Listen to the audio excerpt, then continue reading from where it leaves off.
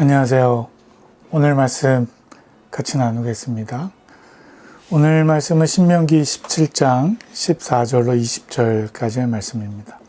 생명의 삶에서는 제목이 하나님이 원하시는 왕의 요건이라고 그렇게 붙었는데 14절 말씀 먼저 한번 읽어보시면 너희 하나님 여호와께서 너희에게 주시는 그 땅으로 들어가 차지하고 거기 정착하면서 너희가 우리 주변 모든 민족들처럼 우리도 왕을 세우고자 말할 때 14절이 이렇게 시작하면서 이제 왕이 갖춰야 될 조건들에 대해서 이야기를 하는데요.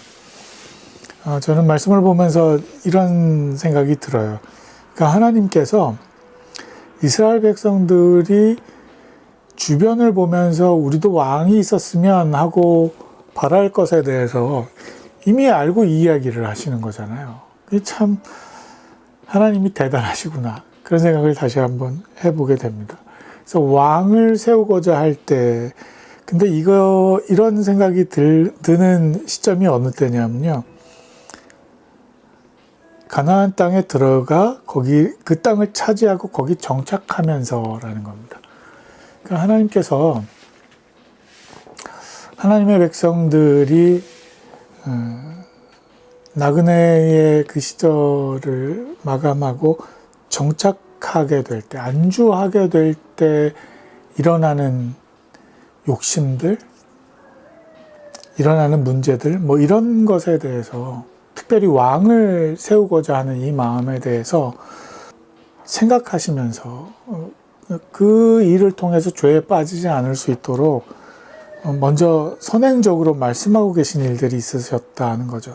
그게 18절부터 20절까지의 말씀에 조금 더 부연 설명되는데 이건 좀 나중에 말씀을 드리기로 하고요. 계속 말씀을 이어나가면 우리가 왕을 세우고자 할 때 15절 너희 하나님 여호와께서 선택하신 왕을 너희를 다스릴 왕으로 세워야 한다. 너희 형제들 가운데 한 사람을 왕으로 세우고 너희 형제 이스라엘 사람이 아닌 이방 사람을 세우지 말라. 네, 하나님이 선택하신 왕을 다스릴 왕으로 세우라고 그 범위를 조금 말씀하시고 이어서 왕의 조건들에 대해서 16절, 17절 말씀을 하시는데 보면 왕은 자신을 위해 많은 말을 소유하지 말고 말을 더 얻으려고 이집트로 백성들을 다시 보내지 말라. 여호와께서 너희에게 너희는 그 길로 다시 가지 말라고 하셨다는 것입니다.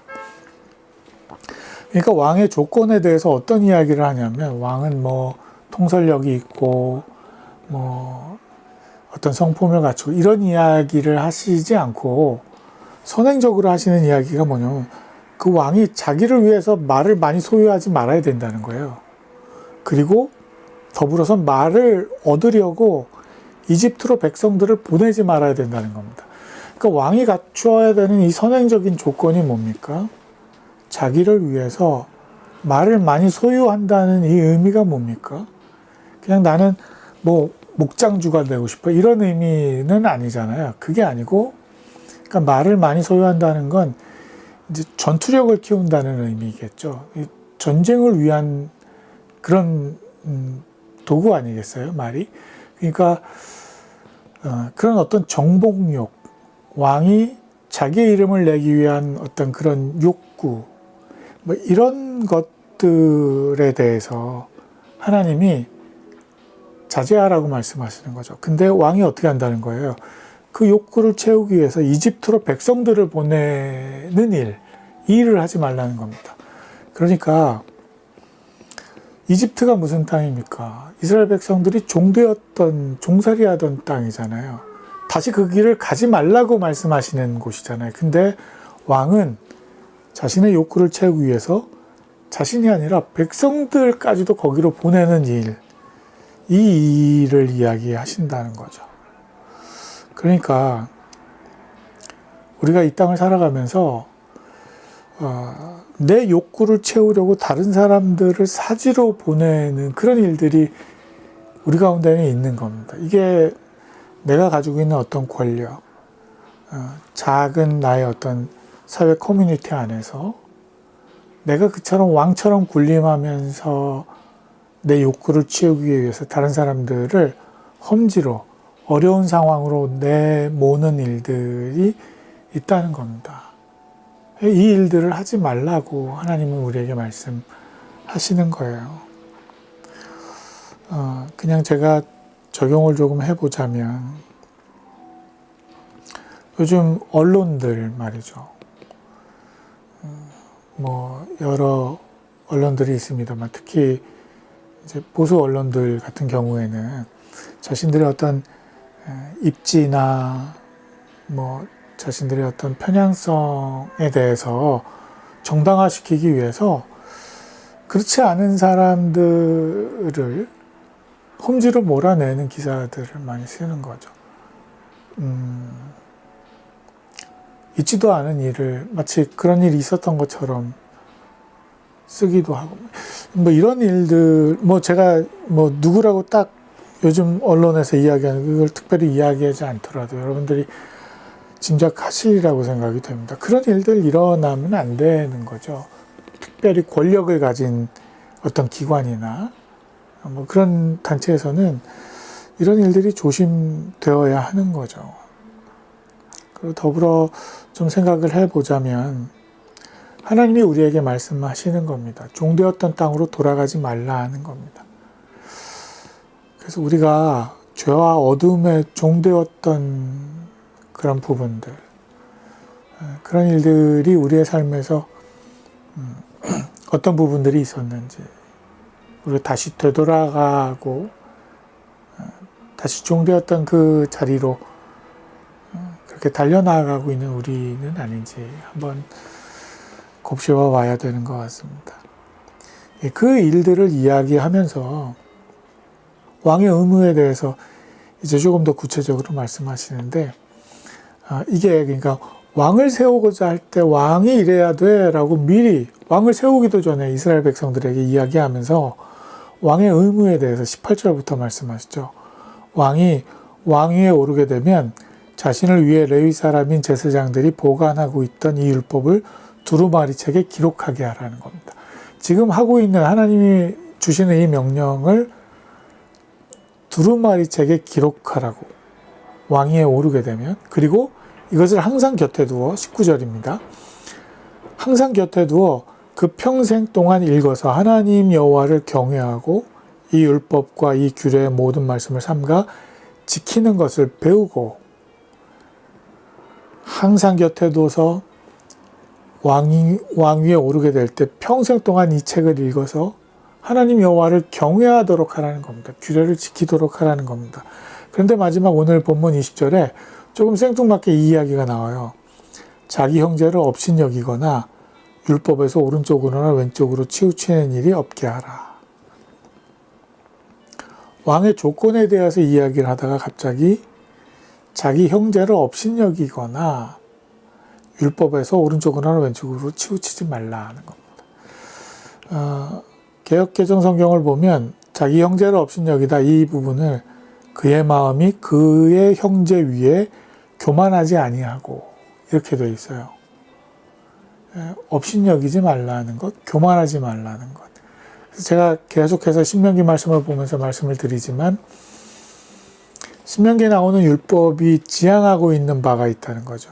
이 이웃사랑이라고 말씀을 드렸는데 하나님 사랑 곧 이웃사랑. 근데 왕에 대한 조건에도 역시 형제를 업신여기지 말라는 겁니다. 그 형제 위에 교만하지 아니하라는 겁니다. 교만은 패망의 선봉이고 거만한 마음은 넘어짐의 앞잡이니라. 잠언 16장 18절의 이 말씀처럼 하나님이 우리에게 교만하지 말라고 말씀하십니다. 어떤 권력을 얻게 되었을 때, 힘이 있게 되었을 때 교만하지 말라는 겁니다. 형제를 업수히 여기지 말라는 겁니다. 하나님이 우리에게 주신 어떤 권력, 어떤 힘, 뭐 이런 것들이 우리에게 복되다라고 말씀되어지고 그것이 감사로 고백되어지기 위해서 우리가 지켜야 되는 선제 조건, 형제들, 이웃들을 사랑하는 마음, 그 마음을 잃지 말라는 겁니다. 교만해지지 말라는 겁니다. 함께 누리고 함께 살아가라고 말씀하시는 겁니다. 어제 제 지인인데 뭐 누구라고 밝히기가 조금 어려워서 밝히고 싶지만 뭐 밑도 끝도 없이 연락이 왔더라고요. 교회 돕고 싶다고. 우리 교회가 이제 작은 교회이다 보니 미리 말하지도 않았는데 도움을 선뜻 베풀어 주시더라고요. 너무 감사하고 정말 그 사랑을 배우고 싶습니다.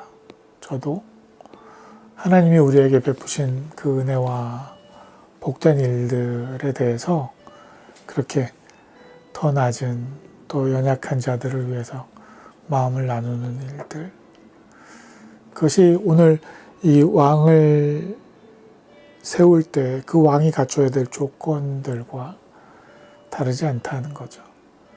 그런 나눔과 섬김의 마음이 우리를 왕으로 부르시는 하나님 앞에서 우리가 그 겸손을 지켜나가는 일들이 오늘도 우리 삶 가운데서 지켜줄 수 있기를 바랍니다. 함께 기도할까요? 하나님, 그렇습니다. 우리의 일평생을 이미 다 알고 계셔서 우리가 어느 순간 어떤 욕심을 품게 될지도 아시고 또 우리가 어떤 교만한 자리에 서게 될지도 아시는 주님, 미리 우리에게 경고하시고 말씀하신 그 수많은 성경의 메시지들이 오늘 우리의 삶 가운데에도 다시 한번 경각심을 얻을 수 있는 그런 말씀으로 다가오도록 우리가 말씀을 읽을 때 깨어 기도하며 경성하며 하나님의 말씀 앞에 설 수 있도록 도와주십시오. 행여 우리가 가지고 있는 이 작은 힘과 권력으로 누군가를 사지로 몰아내는 일 없도록 도와주시고 하나님이 원하시는 선한 그런 아름다운 영역들이 우리 삶 가운데서 나누어질 수 있도록 주님 도와주옵소서. 오늘도 우리 모두에게 그러한 사랑으로 함께 하실 줄 믿고 감사드리며 예수님의 이름으로 기도합니다. 아멘. 고맙습니다. 좋은 하루 되십시오.